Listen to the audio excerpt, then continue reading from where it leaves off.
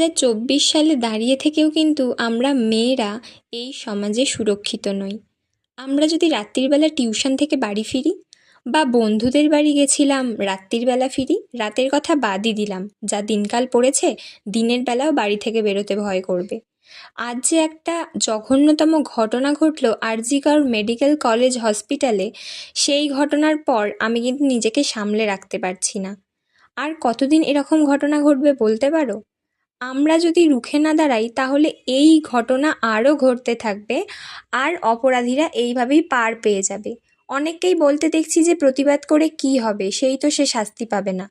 যদি আমরা প্রত্যেকে একসাথে জোট বেঁধে এর প্রতিবাদ করি তাহলে অপরাধীরা নিশ্চয়ই শাস্তি পাবে। এবারে কিন্তু আমরা হাল ছাড়ছি না। এভাবে হাল ছাড়তে থাকলে কোনো দিনই অপরাধীরা শাস্তি পাবে না। তাই এবারে আমরা সবাই একজোট হয়েছি, আর আমরা এর শেষ দেখেই ছাড়ব। We want justice.